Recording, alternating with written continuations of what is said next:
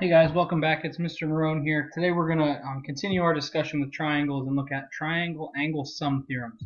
Hopefully this is a bit of a review for you, just like the last one, but we'll make sure we go through everything just in case. So to start off, there are two different theorems that we're going to take a look at. And if you want to follow along, we're going to be on page 4 in our note-taking guide, page 4 in our packet. And we're going to look at the triangle angle sum theorem, and it basically tells us that all three angles added together inside of any triangle is going to equal 180 degrees. Okay, so without a doubt, the interior angles, A, B, and C, that I just marked there, are going to together equal 180 degrees. Okay, the exterior angle theorem is a little different, and it basically says that an exterior angle, so if I extended one side out from one of our triangles, this exterior angle here, angle 1, is going to be equal to the sum of the two non-adjacent interior angles. So right here that I just colored in, that angle would be adjacent to angle 1. It's next to it. So 2 and 3 would be non-adjacent. So those two added together, angle 2 plus angle 3, are always going to equal this external angle. And it doesn't really matter which space we're looking at. That's always going to be true. Okay, so if you guys were to look at your the lower part of page 4 in your notes, you'll see number 4. 1, 2, and 3 I think you guys can do on your own, so I'll leave that to you. So for number 4, if we look closely, they want us to find angles 1, 2, and 3. Okay, angle 1 is easiest to find because they gave us the other two angles in the triangle. If this triangle here on the left equals 180 degrees, then we can do 66 plus 84 plus angle 1 equals 180 degrees. Okay, when I combine those, I get 150 plus angle 1 equals 180. So angle 1 equals 30 degrees. Okay, so we've got that angle right away. Now, to find angle 2, to find our next angle up here, we've got this exterior angle here, 84 degrees. 84 is adjacent to 3. So that means that 2 and 43 are non-adjacent. So I can do 84 degrees equals angle 2 plus the 43 degree angle. And when I subtract 43 from both sides, you should end up with 41 for angle 2. Okay?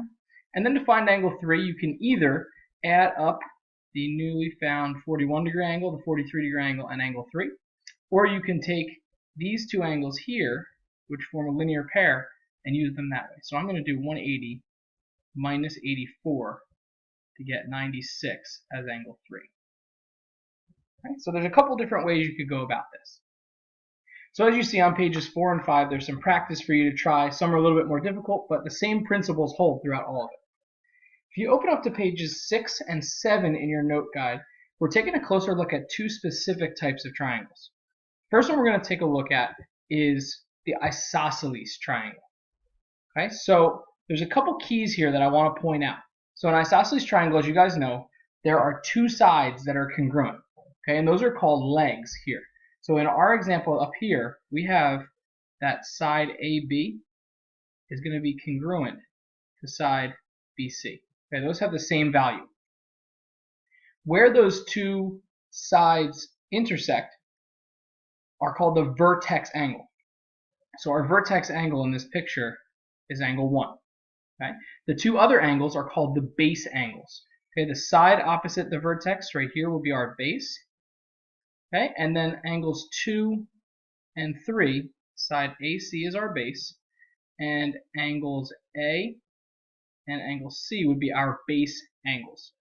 Okay, so our isosceles triangle theorem, it says if two sides of a triangle are congruent, then the angles opposite those sides are congruent. So in other words, if I say in our picture that AB is congruent to BC, as we said before, then angle A is congruent to angle C. So those measures, angles 2 and 3, would be congruent.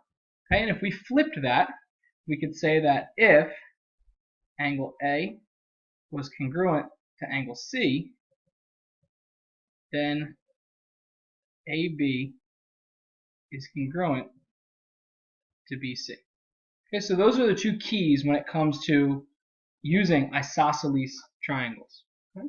So numbers 1, 2, and 3 in the practice there are what I think you guys can handle. If we take a look, I want to look at number 2 just to make sure we're comfortable with it, and then we'll move on to the equilateral ones. Okay? So in angle 2, they gave us a vertex angle, angle D, as 106 degrees. I know that because DC is congruent to DE here. Okay, they told me those two were congruent. So that's a big key for us. Now, if that's the case, then we know that angle C is congruent to angle E. So that means that both angle C and angle E are the same thing, so we can make those both x. So to solve this, you can do 106 plus x equals 180 degrees. And I have 106 plus 2x equals 180. I'm going to subtract 106. And that's going to give me 2x equals 74. I'm going to divide by 2. Each angle is going to be 37 degrees. So I've got 37 here, and I've got 37 here. Okay, fairly easy to do. Just think about how you can reverse the process if they were to have given you one base angle. And then if you flip over to page 7 in your note-taking guide, you see a little bit about the equilateral triangles. Okay? We said that a triangle is equilateral if and only if it is equiangular. Okay, so what that means is that if angles A, B, and C are all congruent, then side AB is equal to side BC, which is equal to AC. In other words, all three of these sides have the same exact measure. Okay? And the converse is true as well. If all three sides are the same, then angle A equals angle B, which equals angle C. And if we were to do 180 degrees and divide it by 3, each angle is always going to be 60 degrees in an equilateral triangle. So I have 60 degrees in each one of those. So let's take a look at number 13. It's the third example below your equilateral triangle set up here. So they want us to find x and y. Well, if they tell us that this is an equilateral triangle, then I know that all three of these sides are exactly the same. So I can take any two of them and set them equal to each other. Okay, I'm going to do 11y minus 23 equals 9y plus 1. Subtract 9y. I'm going to add 23. And you get 2y equals 24. So y is going to equal 12 here. Okay? Now, they didn't give us any other information to solve for x, but because it was an equilateral triangle, I know this angle is 60 degrees. So we can do 60 equals 7x minus 3.